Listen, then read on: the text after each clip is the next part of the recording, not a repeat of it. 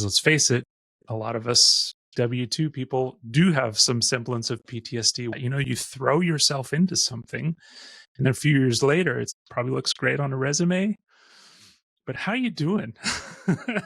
Yeah, there's so much that you can do from home, from your phone, from your computer. It really makes you overly accessible. There isn't that I go work at a factory and then I come home and I'm not at the factory anymore. Totally. You learned this kind of behavior that, hey, I need to be vigilant about everything that I say, everything that I put out there. But there's still this mentality of like, I walk 5 miles in the snow uphill both ways, and I put food on the table. But Yeah.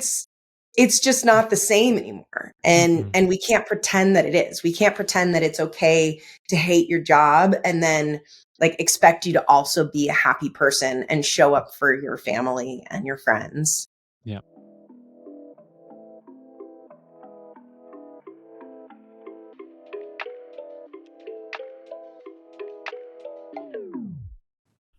Hey everybody, I'm Sara, host of Success Unscripted. Today I'm joined by Alex Turkovic, a former musician turned customer success leader and host of his own podcast, the Digital Customer Success Podcast.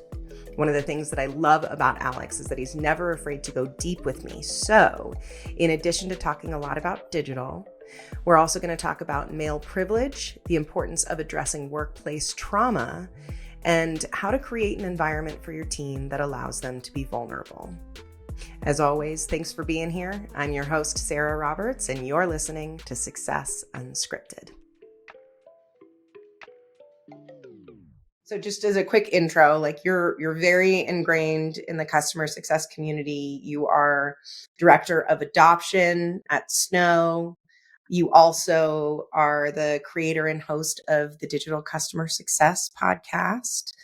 And you are also a coach for up and coming CS leaders, or I don't know if you also do ICs, but so I do want to get into all that stuff. And then there's also some more juicy stuff that I know we've talked about that we're going to talk about today. Yep. But before we get into that, I want to learn about just like who was Alex before you got into tech? Before tech, geez, I'm a mutt. I'm a professional mutt. As many of us are, I think. But I was raised bilingual. I was born in Austria, grew up in Missouri, Austrian dad, American mom. So that was very interesting, as well. Lots of culture shock as a kid. But I for the first 20 years of my life, really, it was music. It was all music, very musical family. And I went to, college, studied, percussion and got, walked away with a degree in audio engineering and music production, moved to Nashville, made records there for a while. So it was like, that was the thing. And I didn't realize there were other things. And then, when that thing really sucked, it was this massive convergence of like different life events. My wife and I, we both lived in Nashville. At the time, she was my fiance. We were both in the music industry. We were both kind of disillusioned with the music industry, and we were like, screw it. Can I curse? Are you a cursing show? Okay. That's not even. I don't consider that a curse, but yes. It wasn't. It was my cleaned up version. I meant to say, fuck it. Let's move to better. Much better. Let's move to Austin. Let's get married. Let's open this small business. We opened up like this cooking school for kids type situation, and I started working at Dell to pay the bills. And so it was like this massive amount of change in a short amount of time. That was like 16, 17 years ago or whatever. And yeah. The disillusionment with the music industry. Tell me more about that. The stuff you see on like, music videos and documentaries and the Grammy Awards and all that kind of stuff. It's so amazing. And then the underbelly of the music industry is just a gross, male driven, toxic environment, drugs and stuff like that. Plus, that was right around the time where music industry hadn't figured out streaming yet, and so like Oh. everything was like in total chaos. And I was just like, you know what? It started it started as, hey, this is something you love, so you might as well make a career out of it, and turned to something you despise doing, and so you need to get Mm. out.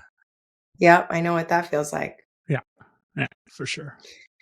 Okay, so you say fuck it, you move to Mhm, Austin, you start a cooking school for kids, mhm. and you work at Dell to pay the bills. Then what? Yeah, that's it. I just, I spent those 5 years at Dell just learning everything I possibly could. It was in learning and development, right? So I learned Mhm, a ton about adult learning theory and, how to manage programs and create great content and do all those kinds of things. And what's interesting is I was always an educator, like mhm. whether I knew it or not. When I was a drummer, I was teaching drums. When I was in the studio, I was teaching, folks how to align tape machines and stuff like that. So education is kind of like in my DNA. And so it was just a natural progression of that. And education just has always kind of found me, no matter what I was doing. So, Yeah, um, it was just learning, like straight up learning for 5 years. And then, you know, got a few opportunities along the way to start leading teams at various companies and things like that. And it's been a fun, eclectic ride. cool. Yeah. Yeah, and between Dell and Snow, where Yeah. you are now, I noticed that you did hold several other Yeah. training, learning and development type of CS Hmm. roles. And I'm curious that how do you see that translating into digital, which is your focus now? Um, that's a good question. I mean, the scope of roles kind of morphed from like, hey, internal L&D to then customer facing education to then professional services to, all of that kind of stuff. And so when I landed on digital CS a few years ago, it was kind of like the perfect culmination for me of like enablement and really being able to help a large amount of people at scale, Yeah, and kind of this other side of me that's very kind of technical and scrappy and likes to figure out how systems work together and how data works and all that kind of stuff. And so those two things together, it just kind of came together. It clicked, and I'm glad that it did when it did, because obviously budgets and stuff have been pretty gross in the last couple of years, and everybody's been leaning in hard on scaled and leaning in hard on digital. So it's been a good yeah, time to get into it. So yeah. Well, I mean, that's really where the future is. mhm. And I think what CS as a whole is just trying to figure out is how does digital fit with everything Yeah. else that they've always been doing, Hmm. like implementation or renewals or account Yeah. management or enterprise. Right. Um, and so, actually, before we get into that, you always ask your guests to define what digital customer success is. Yeah. So, what would your answer to that question be? It's so funny because, as you know, all of my guests, I've never really had the same answer on the show, Yeah, which to me kind of highlights the fact that it's still kind of like this thing that everybody's figuring out, but it's also a thing that has incredible amounts of variability yeah, depending on your environment, what you're working with in terms of your products, your tools, your blah blah blah. But fundamentally speaking, right, it's um, helping your customers achieve their outcomes using the technology that you have in combination with the humans that you have, because um, a lot of people think that digital CS is like this black box thing. Like either you have it or you don't have it. And it's actually Mm. just part of your overall CS strategy. And my view on it is that, yes, you're going to create some customer facing stuff and content and distributions and in product stuff. But a big part of digital is just also building internal efficiencies so that your humans aren't pulling their hair out when they're having to Mhm. have, they're having to have all these value-based conversations with their customers, but then there's all this admin that they have to do and all this content creation that they have to do and all this side stuff that just distracts them. So I think this is my long-winded answer. A big part of digital is just, helping your team to be as effective as possible. What would you say the overlap is with operations? um, in some cases, I think the digital program is run by operations, because Mhm. so much of, what operations does, which is, data analytics and tools administration and all of that kind of stuff, is the backbone of digital. Um, the thing that ops doesn't always account for are, like the customer facing side of things if you have a scale team, for instance, or the content side of things if you're, because content's got to come from somewhere, Right. and so, it's kind of I would say 50% of it is very, very operational and very data and systems driven. But the other Mhm. bit is like sheer like, creative customer engagement and the kind of the ownership and the project management that you need to run a successful like customer journey program. And so as the leader of your team at Snow, how many people do you have on your team, by the way? Um, Depends on how you look at it because I also own customer education. Right. So it's a small and mighty team. So we've got, a scaled team of like 3, and then we have 4 or 5 in the customer education front. Customer education, so I'm Yeah. assuming that, they're creating, um, knowledge-based articles, right? So some written, maybe some Yeah, at video. at Snow, it's actually that's a whole separate team. It's interesting because we've got kind of knowledge base being created over here. We have technical documentation being created over here, Mhm. and my team is largely focused on e-learning modules that are in our academy, plus all the instructor-led stuff where we actually Okay. So do more face-to-face training. LMS. Yeah. Are you doing certifications too?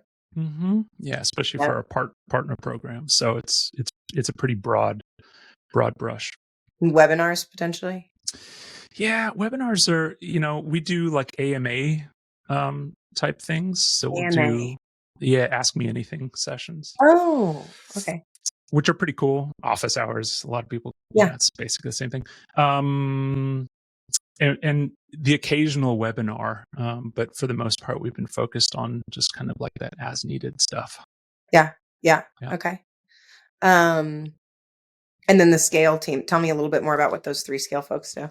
So, um, they're embedded, regional. We have a couple in EMEA and one in the Americas, and the team kind of operates in 3 modes, if you will. One of them is inbound. So if we have, an inbound request that comes to like a shared inbox or whatever, we'll kind of round robin it, and I'll jump in there too and kind of handle some of those requests.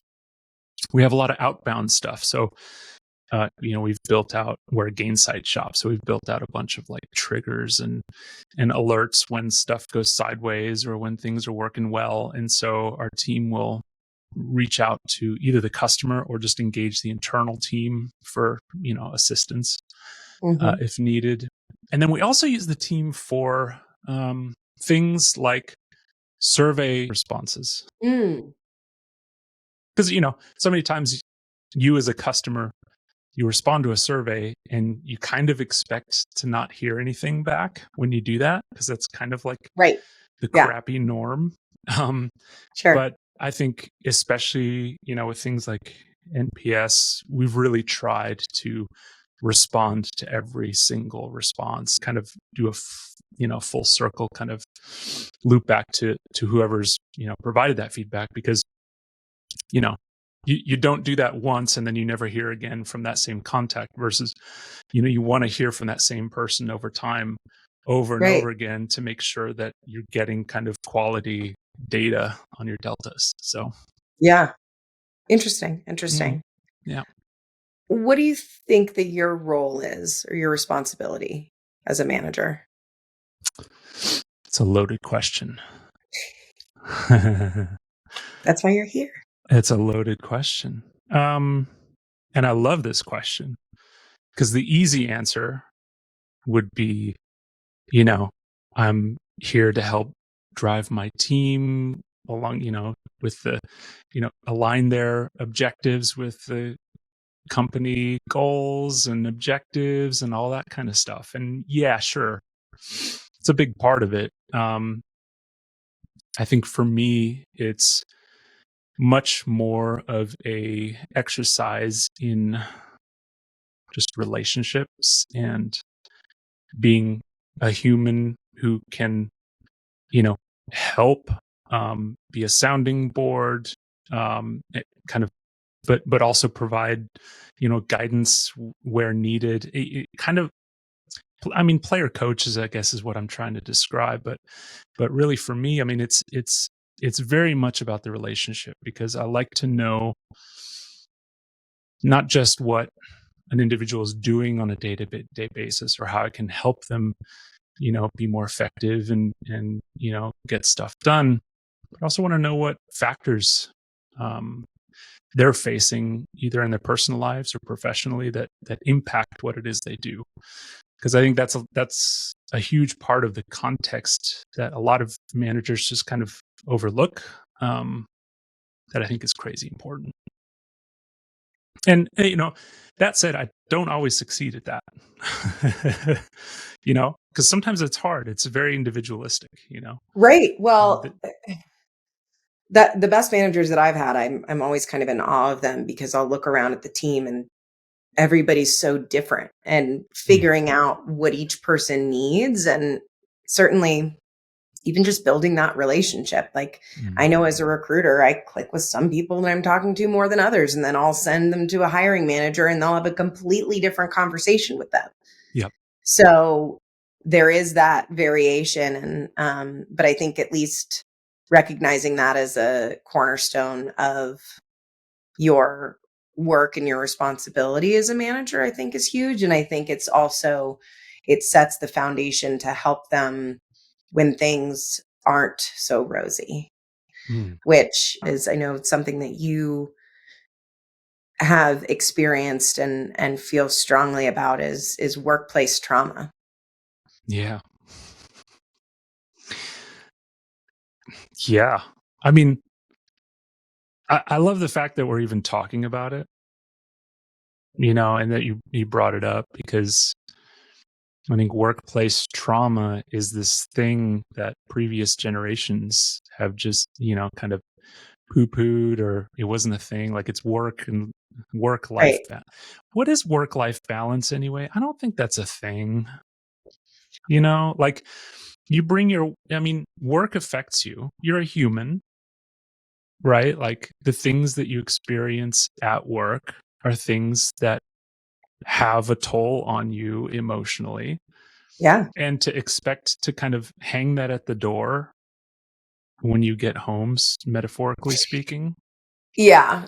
Yeah. I mean, I guess when I think of work life balance, it's, having an employer that Mm, understands that you have a life outside and that yep. life is important to you as a person, you as and your family, but also your success as an employee at that company. Mhm. So, not expecting, ridiculous response times at midnight on Slack, Yeah. or like letting you go on vacation, things like Mhm. that. Yep. But yeah, I think that it's wise to reflect on what work used to be like. And of course, I just know what I see in the movies. But I think, with technology, and especially with Slack, which I love Slack, it's, Mhm. anybody that I work with or bring onto my team, I'm always like, do you use that? Yeah. But it really makes you overly accessible. Mhm. And with the smartphones, I mean, it is there isn't that, you know, I go work at a factory and then I come home and I'm not at the factory anymore. Totally. Yeah. There's so much that you can do from home, from your phone, from your computer. And so I think if I have a purpose right now and what I'm trying to do with my life and things that I'm bringing to the table, it's helping people find work that makes them feel good, and during the day, when they wake up in the morning, when they're kissing their spouse, like, because there isn't that delineation really, and Mhm. you Yeah. can't separate the two. Mhm. And but there's still this mentality of like, well, it's like you said, like, oh, it's a job. Like I walk 5 miles in the snow to my factory every day uphill both ways, and I put food on the table. And but Yeah.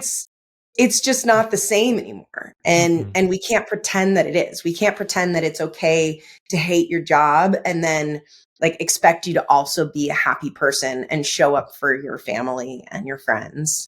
Yeah. It is one and the same, I think. It's so interesting because, I mean, a lot of it boils down to, like, your relationship with your employer.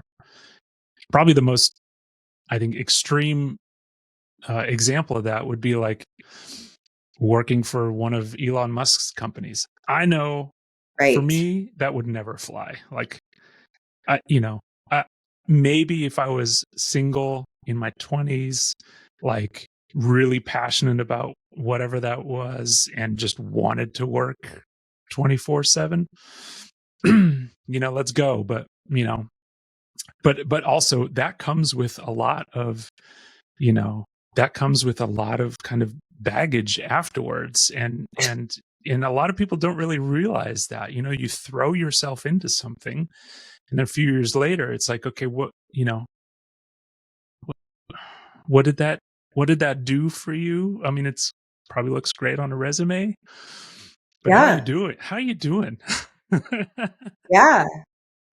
Yeah. I mean, there's so many candidates that I've talked to where like they're really just processing some stuff. And then, and then you have to go for ugh, like so many. It's just heartbreaking. Like, okay, there are some candidates that, yeah, are just complaining and maybe bad seeds and have like ruffled some feathers, and maybe I shouldn't introduce them to my clients. Um, but there are a lot of people who are Sure. good people doing the work Yeah. that get fucked over, Mhm. and that have these stories that, and they're like, and I've been through some shitty situations myself. And I just have so much empathy. And they're just like trying to figure out, how do I explain this in an interview? Yeah. Right. Because the employer has so much power. And that's why I like, when I in 2017, when I like was working for a company that lied to me about my OTE, and I had taken a pay cut. It was supposed to be 110, and Mhm. it took me 6 months cuz it was ramping and there were all these accelerators and these spiffs and all these things, and it was really hard to figure out like where your comp was coming from Yeah. intentionally. Yeah. And then I couldn't I was having a hard time paying my credit cards off, but I was spending the same as I always did, and I only took a tiny Mhm. pay cut.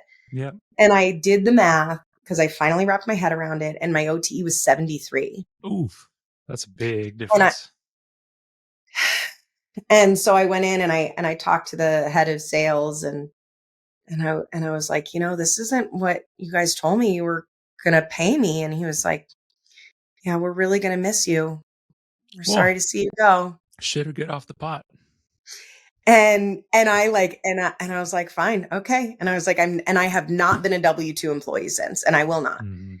And it's, there's that baggage. And for me, it was, also a lot of us overachievers and, type A people have, anxiety from being perfect Yeah. and always getting the promotion and always getting that validation. Mhm. But I realized very quickly that, like, the anxiety that I felt, like, trying to impress my manager or the manager's manager or whatever it is, not even just like hitting quota is one thing. Okay, yeah, I was hitting quota, Yeah. but like, they not like the way I said this, like, and then analyzing everything that they're saying. Mhm. And it just, I mean, I would just have these like flashes of adrenaline and just Yeah. like, well, what if I get fired? And then I Yeah. spiral. And then, Yeah. well, I've only been here for 6 months. Who's ever going to hire me again? And like, it just, Yeah. I also have anxiety issues, which I'm working through. So that's me. But like, But that's a thing, like, you're supposed to just hang that all that at the door and then just conform to these norms when the reality of it is if you see somebody's IM status as like, green outside of work hours, yeah, it's like this kind of, that you feel a certain way about that if you wake up in the morning to like 3 or 4 emails or whatever because your your peers are in EMEA or whatever it is, like all those little circumstances, you're constantly on this, I guess it's hyper vigilance. And it's the same thing that I think you see in people that have like PTSD and those kinds of things, mhm, because let's face it, a lot of us W2 people do have some semblance of PTSD when something hit the fan, and you learned this kind of behavior that, hey, I need to be vigilant about everything that I say, everything that I put out there, and make sure my email undo is like set up. But then also like, hey, what did this with that one word the CEO said in this all hands? People just go crazy on some of those things, especially in times of transition, yeah, like an acquisition or something like that. Like people hang on every single word, and so not only are like you having to deal with that as your own human, but then as a leader, you've got a whole group of humans, and yeah, probably skip yeah. level people that are also hanging on every word that that leader said and that you're saying. So it's like this, it's like, You know, that, it's a that, thing. that reminds me of like, and I always like, I went to just one of those like crazy academically rigorous high schools. Mm. And oh, it pissed me off so much after tests when people would be like, "What did you get for this answer? What did you get for this Oh, answer?" No, I think it was this Jesus. answer. And like, I like if anybody would talk about the test, I would walk away. I'm like, I'm not engaging. I'm not doing this. Like, See you later. um, oh my god! But that's kind of what it like. It's this kind of group like, Hmm. oh, makes me Yeah. makes me shiver just thinking about it. But Totally. so okay, so what about male privilege? Ah, I'm asking as a white woman, so I know I have yeah. privilege as well, but I Well, am a let's take woman. that a So step further and talk about white male privilege, yeah. Okay. because that's a thing. Well, yeah. um, and it's it's a tricky thing. I don't know what I don't know what where you want to go with this, but I've been on my own journey with this stuff, and um, I I wherever possible, I try to be an ally, um, no matter what I do. Um, and it's been a journey for me, like acknowledging my own privilege and Mhm. then taking that a step further to say, okay, well, look, I know I'm afforded certain things, right or wrong.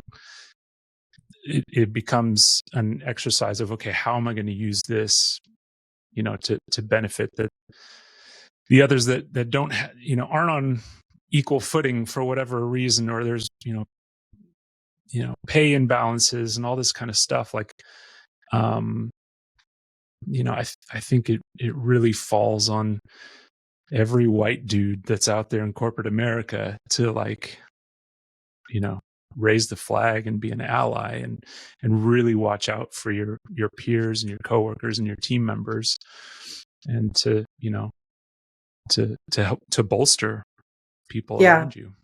So, I mean, what does that mean, being an ally? A big part of it for me is talking about it. I mean, Mm. I run the Digital CS podcast, right? It's about digital customer success.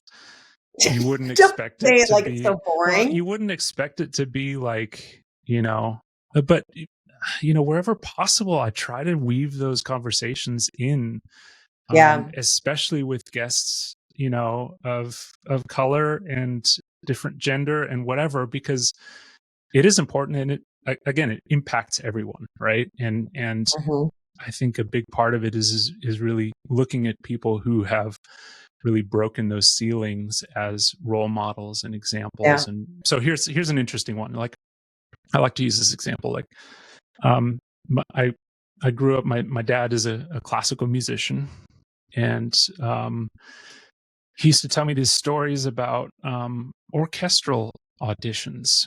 That a lot of them are like blind auditions, because Mm.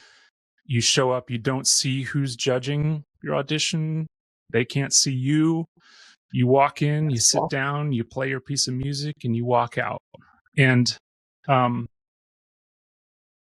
I love that so much, because I feel like we need to do that more in corporate. Like, I don't care what color you are, what gender you are, or whatever it is. Like, I want to know who you are as a person, and what your upbringing was, and what your background is, and how scrappy you are, and kind of what drives you in the morning, and okay, what education you got and what experience you have. But I care more about you, the person, than what color you are. And I think setting those examples is super, super important.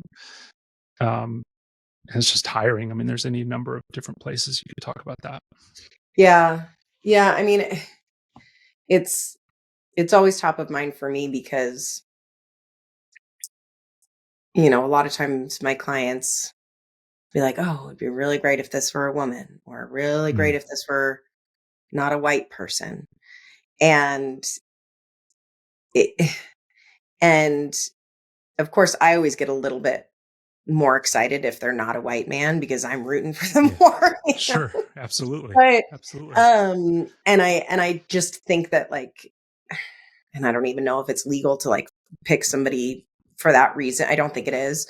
But we all have our biases. And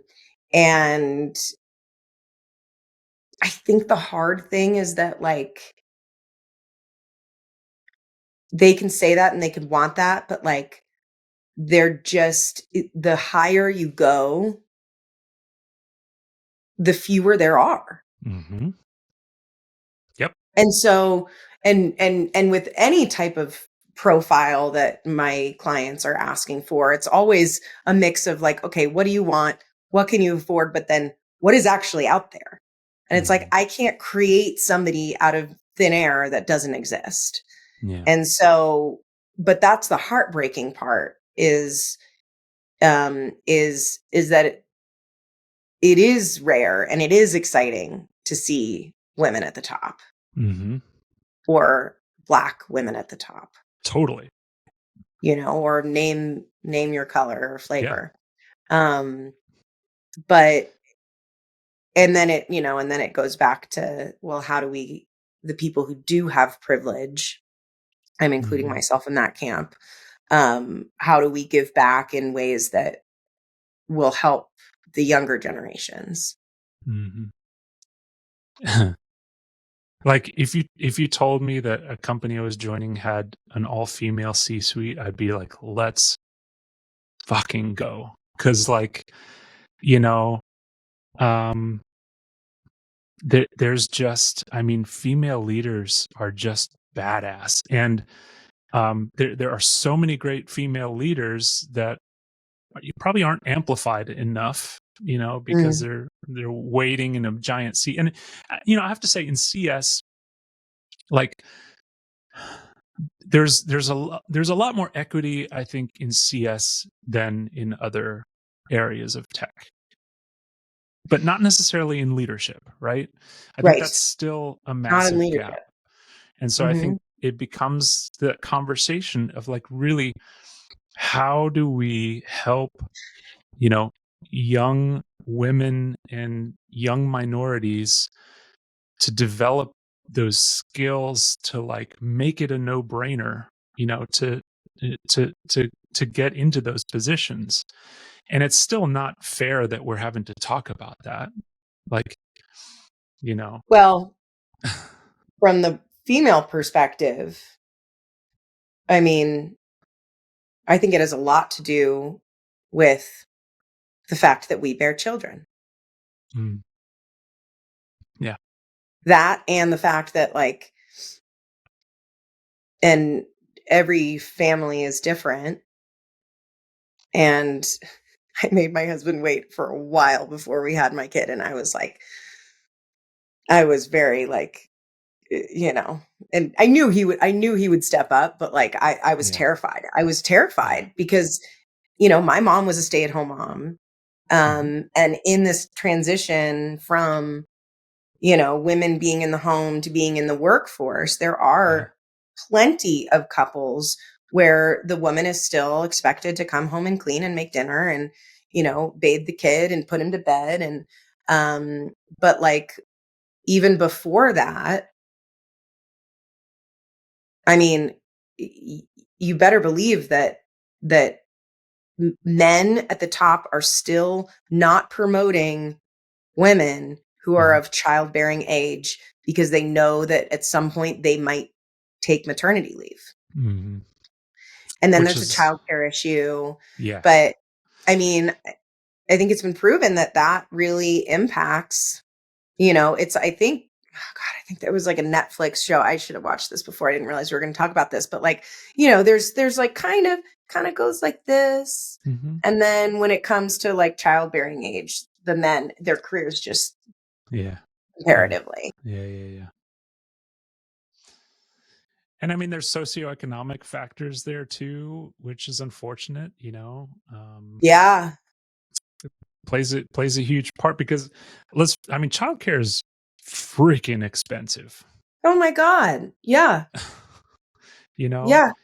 And I mean, the you know, Well, and I just mean, even you like, almost have to be like in a dual income situation to afford to send, oh, using oh, one person's salary to send somebody to daycare. Like, it's like, 100%. yeah. And like, what's interesting is I think COVID has inserted some interesting variables into this whole thing because during COVID, we all got kind of used to being remote, Yeah. and it was it, depending on who you ask, it was a pretty cool thing because remote meant, hey, you could kind of be there and you could kind of watch over some things during summer break or whatever, whatever the Depending on how old situation they are. is. Yeah. Yeah, depending on how old they are.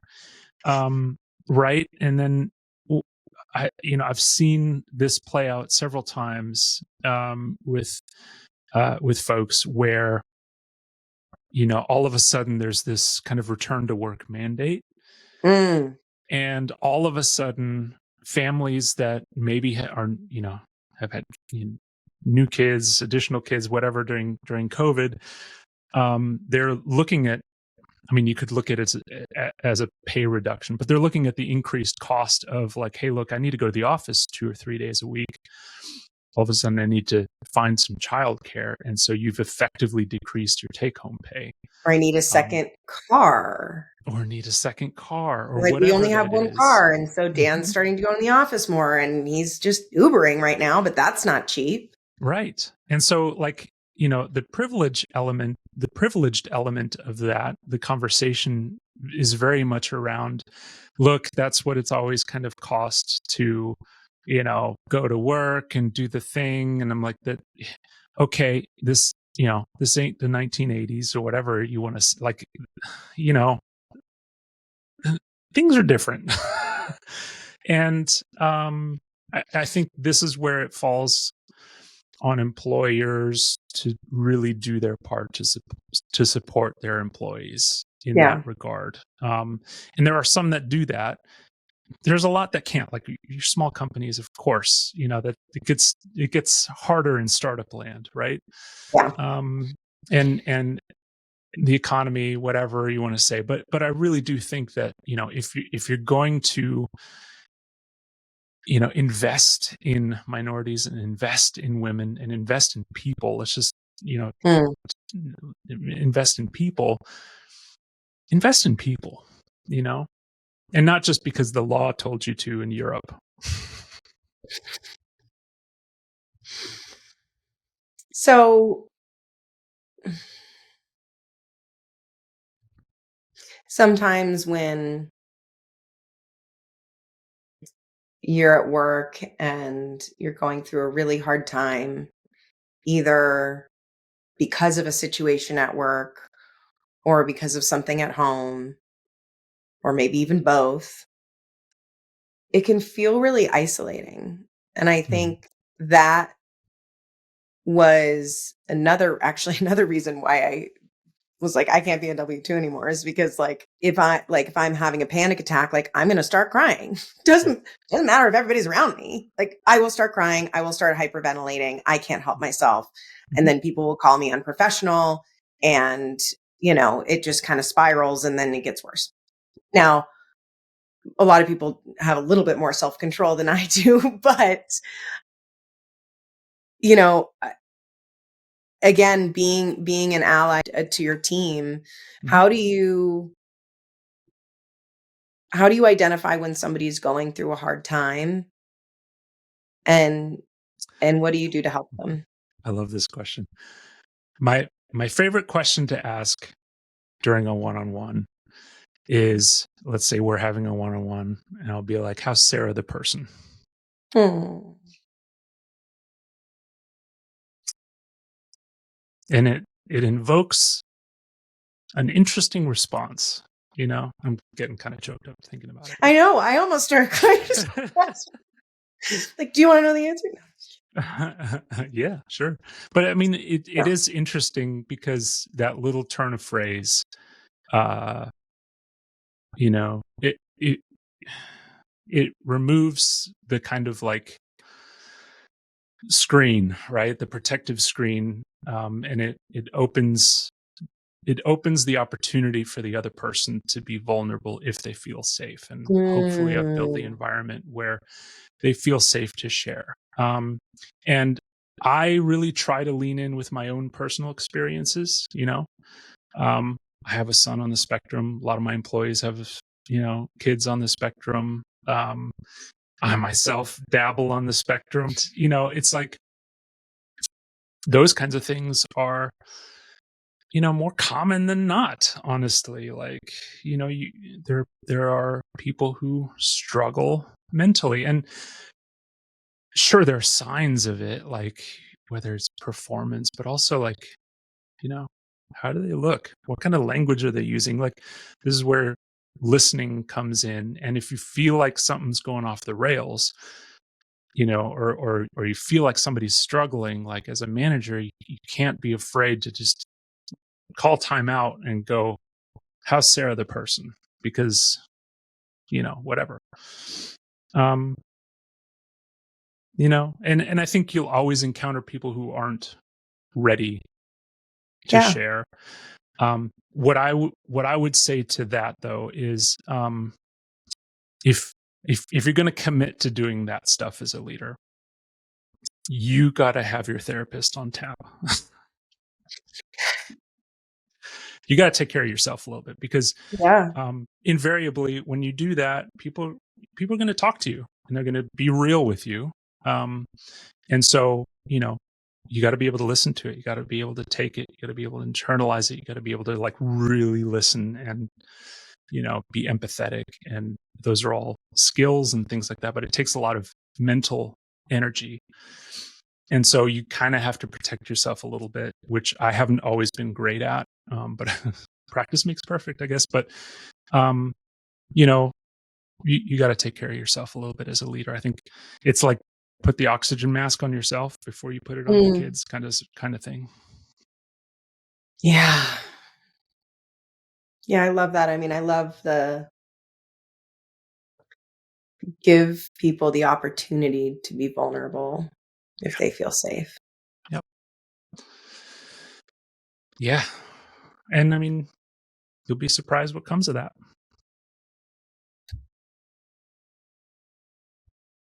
Have you ever been in a situation where like, and thankfully I've never, I've had like low key sexual harassment issues where it's like this dude said this on Slack and I can easily like screenshot it and show my manager and be like, really?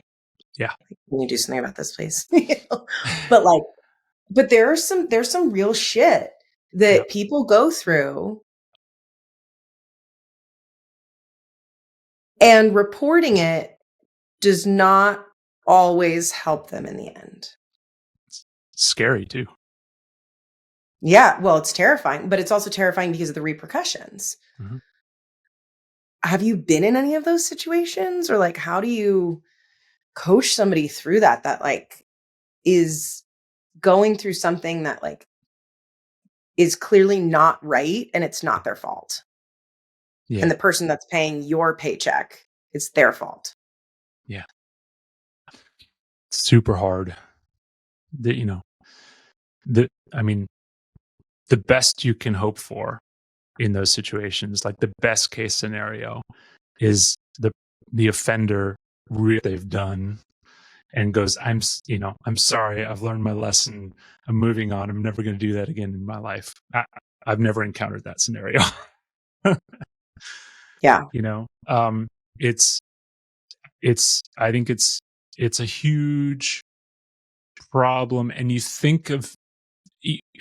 also think of these events like your sales kickoff meetings and all that kind of stuff that happens, and when the alcohol starts flowing is like, I mean, it's dicey territory. And but even things that aren't blatant, like your IMs or unwanted hall comments and all that kind of stuff. I mean, I think for the longest time that was just like, I mean, you think of like 50s and 60s, that was like, chauvinistic hellhole. But I'd like to think things have gotten better, but I think things have just gotten more like, under the rug, politically dicey, kind of not cool. So I as much as I hate to be like, well, what's your company's policy? And, have you talked to HR? I do think it is important for you to understand what your company's harassment policies are. Because, you may not feel comfortable speaking with that person directly. You may not feel comfortable speaking with your manager. A good HR organization, they should have a responsibility to take your complaint and take it seriously and handle it appropriately. That said, there's a lot of HR organizations that don't do that well either, and it's like you end up down the road with those repercussions and labels and all that kind of stuff, right? Because the employee's not paying their bills. Yeah. I mean, I'm sure a lot of people get in HR for the right reasons, but you don't bring in HR to keep people happy. You bring in HR to keep lawsuits from happening. Right. Yeah, exactly. So, I think, for me, one of the most powerful things, if it's something that you're comfortable doing, is going to the person that said unwanted thing or whatever, and being like, I really didn't appreciate you saying that. I don't think that's acceptable, and I would really hope that you don't do that to me or anyone else ever again. sometimes just calling them out like that is like, holy shit. I didn't, Yeah. the other person may be like, hey, I didn't realize I was doing that. And here's the thing. It shouldn't fall on you as the victim to educate other people. That is unfair. But at the same time, if you are subject to those things, you are in a unique position to help others who might be experiencing the same thing at the same time. They're just also afraid to talk about it. Because I guarantee, the people Right. that we're Yeah. talking about are probably repeat offenders, Yes. Well, and that kind of flips the narrative too, Mhm. where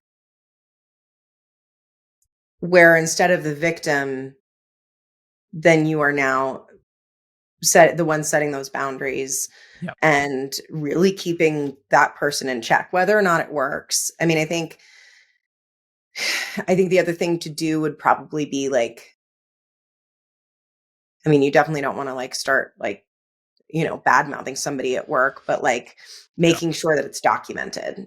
Even if it's totally, not HR, even if it's like sending yourself an email with a timestamp. totally, This is what absolutely. happened. This is what they said. This is what time it was. Um, or, maybe telling your manager or whatever, or somebody that you trust, but like Yeah. having that documented so that if it happens again, that you have that record of it. I don't know. That's what I learned from these Supreme Court hearings. Yeah, for That's sure. my No, takeaway. for sure. What was that I mean, guy? Yeah. that's the thing. Like, if you address it, if you address it and it keeps happening, that's the time for escalation. Right. And I there's nothing wrong with setting boundaries. Yeah. And nobody's going to argue with you for setting boundaries. Like, you know, but if somebody keeps breaking those boundaries, do Yeah. stuff about it.